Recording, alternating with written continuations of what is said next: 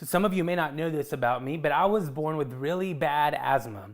When I was young, I had a really difficult time controlling my symptoms, and I even remember when I was in Head Start, the school nurse at the school, she would have to call 911, and an ambulance would show up to pick me up multiple times. I had so many asthma attacks when I was little. Eventually, everywhere I went, I had to carry this nebulizer, which in the 90s was this big gray box that I had to plug into the wall. And then out of the actual box itself would be like an oxygen hose that would go into this little cup. And I would put medicine in there, and then I would attach a mask to it, and I would put it on. And it would last about 15, 20 minutes. And afterwards, I would feel like my lungs expanded again, and they were actually working again. So growing up, my asthma was really bad, and it limited me in so many ways. And so one day I was watching TV with my parents, and a commercial came on TV, and it really caught my attention. It was the pastor of a new church downtown, and he claimed that he had found this miracle oil, miracle potion, I guess I would call it, that if you drank it, it could heal any sickness. All you had to do was show up to worship, take a sip of this miracle oil, and allow people to lay hands on you or over you and pray for you, and any sickness, he promised, would be taken away. Now, as a little kid, I was 10 or 12 years old, somewhere around that age range. I begged my parents, I begged my dad and my mom, like, please take me to this church, right? Like, all I have to do is drink this oil and my asthma is gonna go away. I mean, that sounds fantastic, right? Surprisingly, it was not very difficult to convince my parents to take me. I think about it today. If I had a kid who came up to me and said, "Hey, Dad, I want to go to this random church to drink this random drink, and it's going to heal any sickness that I have," I think I would be a little weary of it. But my parents were like, "Okay, let's go." So that still caught me by surprise. So we went downtown. I think it was a Wednesday, if I remember correctly. We went downtown, we parked, we walked into the church, and I only remember a couple things about that night. I remember there was a lot of singing and a lot of screaming. I don't know what people were saying, but I remember just loud singing and loud screaming. And I remember in between songs, the pastor would come up on the stage and he would start praying, and his prayers would start off softly, very intimate, and then it would end with him just like yelling and like moving his hand like this towards the congregation. And I remember it making me a little bit uncomfortable. I also remember that there was a long line of people down that middle aisle, just a long line of people walking up to the front, ready to drink this miracle oil. And I remember some of them were passing out after they would drink it. They would drink it and like something would happen and they would just fall on the ground. And that, I don't know, that scared me a little bit. It should have probably scared me a little bit more than it actually did. I remember the other thing I remember is getting to the front of the line and getting this little cup. It was about this big, getting this tiny cup, just drinking it. And I've got to tell you, it was absolutely disgusting. That's the best way I can put it. It was absolutely disgusting. And to this day, I'm convinced that it was just vegetable oil poured into this little communion cup. And that I literally drank straight oil. It was horrible. Straight vegetable oil. But let me tell you what happened after I had that drink. I went back to my seat. I sat down and I said this prayer. I said, "God, thank you for taking away my asthma." You see, after years of praying for my asthma to go away, after years of treatment, after years of going to the hospital, after years of asthma attacks, that night, after drinking that small cup of what I'm convinced was vegetable oil, my prayer was, "God, thank you for taking away my asthma." Now, here's the funny part, or at least it's funny to me now. The next day when I woke up, one of the first things I did was reach over and grab my rescue inhaler because I was having a hard time breathing. My asthma had definitely not gone away after taking that miracle oil. In fact, I still struggle with my asthma today. I still have a lot of symptoms of asthma, and I still have to be very cautious and careful with my asthma. But I've got to tell you, even though that miracle oil didn't work, I still find myself praying every week, at least once a week, but praying every week that my asthma will go away. After 32 years, I just turned 32 last week. After 32 years of praying for my asthma to go away, and even after drinking that miracle oil and it didn't work, I still find myself praying that my asthma will one day go away. And here's the thing, my guess, and maybe I'm wrong, but my guess is that maybe there's something in your life that you have been praying for a long time. And at times you wonder, what's the point of praying for this? Because it seems like either God isn't listening, or maybe God just isn't answering, or God doesn't want to answer, right? Well, let me tell you. I want to talk today about why we need to keep praying for these things. Because here's the deal. We don't pray to God because we expect God to do the things we ask God to do. We pray because we trust that God can do the things we ask God to do. I want to say that again because this is really important, and I think it has to be the heart of why we keep praying for things. We don't pray to God because we expect God to do the things we ask God to do. We pray to God because we trust that God can do the things we ask God to do. You see, the first one assumes that we have the power to tell God what to do, which, let's be honest, that is not true. The latter, the second one, it assumes that God can do the things we ask, but we trust God's will over whether those things will happen or not, right? So we keep praying our prayers to God, not to convince God to do certain things, but rather because we trust that God actually can. And here's why that's important. As long as we trust that God can do the things we ask God to do, as long as we trust that God can do that, we can hold on to hope no matter what we are going through. And it's actually very biblical. I want you to listen to this text from Isaiah chapter 62.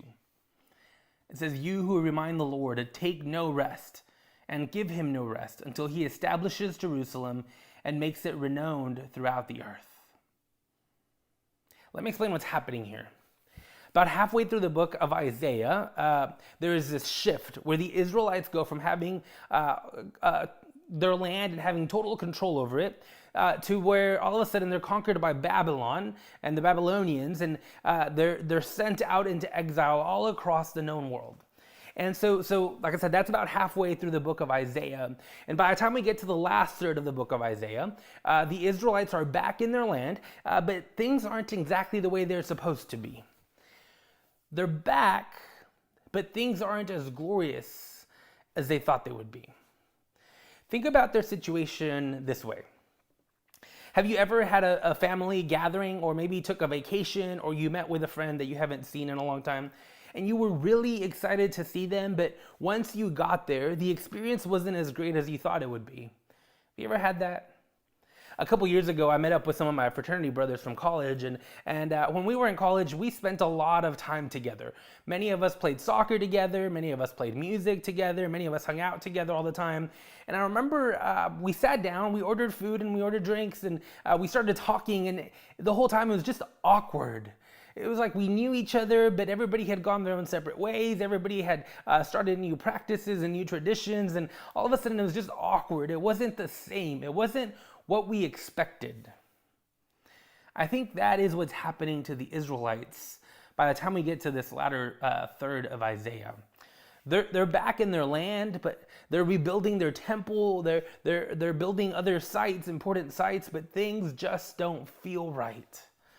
They're not the same, or at least they're not as great as everyone thought they would be. So Isaiah, the author of this book, he says this. He says, "You who remind, or I would say, or pray, you who pray to the Lord, take no rest, and give no rest until God establishes Jerusalem, and makes it known throughout the earth." See, Isaiah is telling the Israelites, keep praying to God and do not rest until God restores Jerusalem back to its former glory. In fact, he says this, he says, pray so much that even God doesn't get rest, doesn't get a chance to rest. Pray until God establishes Jerusalem and the whole known world knows about it. Now, that's bold right there. My guess is that whatever you're praying about, you're probably praying about it because whatever it is, it just doesn't feel right. You feel like things should be different, or just things aren't the way you thought they would be, right? So Isaiah gives us this challenge, gives the Israelites this challenge, and I think gives us this challenge. Pray so much that you don't give God rest. Pray until God establishes God's promises in your life.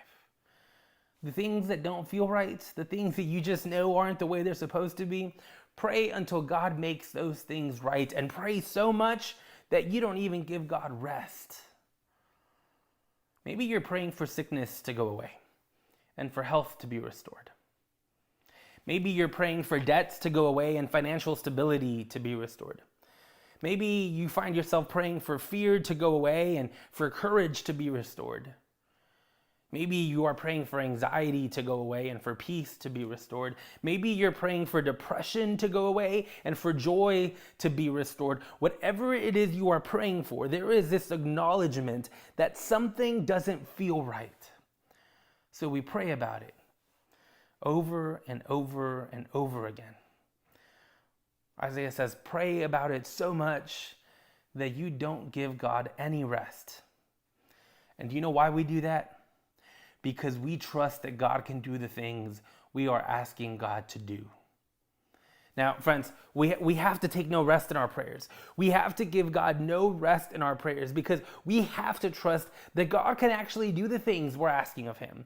And even if nothing changes, this is really important, even if nothing changes, we have to keep praying, because as long as we keep praying, that means we still have trust that God is able to do those things.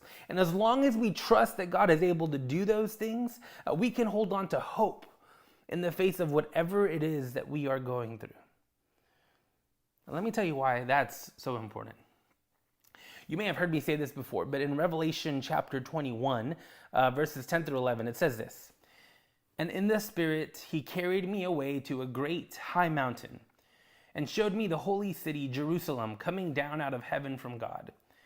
It has the glory of God and a radiance like a very rare jewel, like jasper, clear as crystal." At the end of the Bible, we are told that Jerusalem is established in its full glory, even better than its full glory, I would say. And the way Isaiah encouraged the Israelites to pray for, that's what's established, right? And here's what I want you to take away from this. In the end, God's promises will always be accomplished. There will be a day when sickness will be no more. There will be a day when debts will no longer be a thing. There will be a day when fear and anxiety and depression and everything else we pray to go away will actually be no more. You see, Isaiah knows that the things that God has promised to do, God will do. And even if it feels like it takes a long time for us to see those promises come to fruition, friends, we have to keep praying. Because as long as we keep praying, we hold on to hope that God can and God will. So I'm going to keep praying for my asthma to go away. I know it might sound silly. I know I might be told that my asthma is never going to go away, but I'm going to keep praying for my asthma to go away. Maybe it'll go away tomorrow. Maybe it'll go away in a year. Maybe in 20 years. Maybe I'll die and my asthma will have never gone away. But here's the thing. I know and I trust that even if my asthma doesn't go away until the day I'm in heaven, there will come a day when my asthma will go away. But until then, I'm going to keep on praying. I'm going to keep giving God no rest, trusting that God can and that someday God will. And my prayer today is that whatever it is you are going through, friends, I pray that you will keep praying about it. Keep holding on to hope, because there will be a day when all things will be restored and everything will be made right. So here's what we're going to do. Jason is going to lead us in one more song, in just a short part of the song. And the song says, we need to move. We need you to move, God. And here's what I want you to do. While Jason is leading us in music, in this song, I want you to spend some time in prayer. And I want you to say to God, God, I need you to move in these places in my life.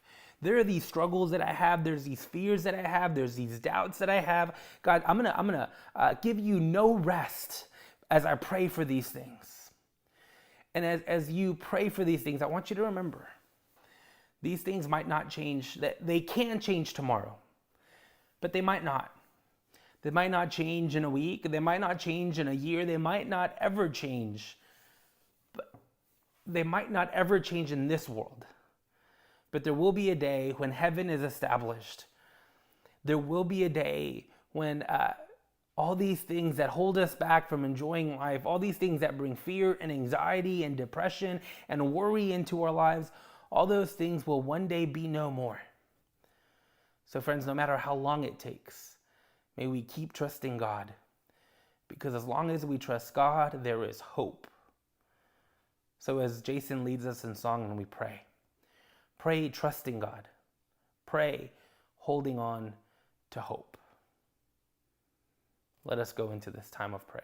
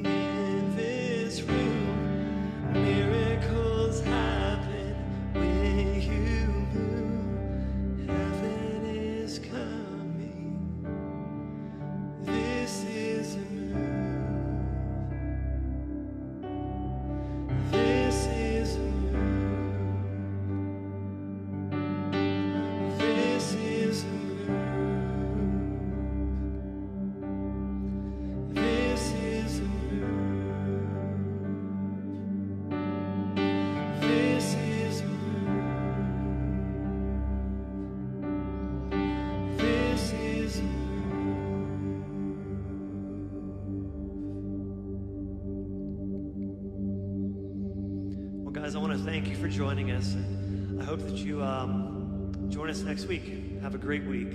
See you next week.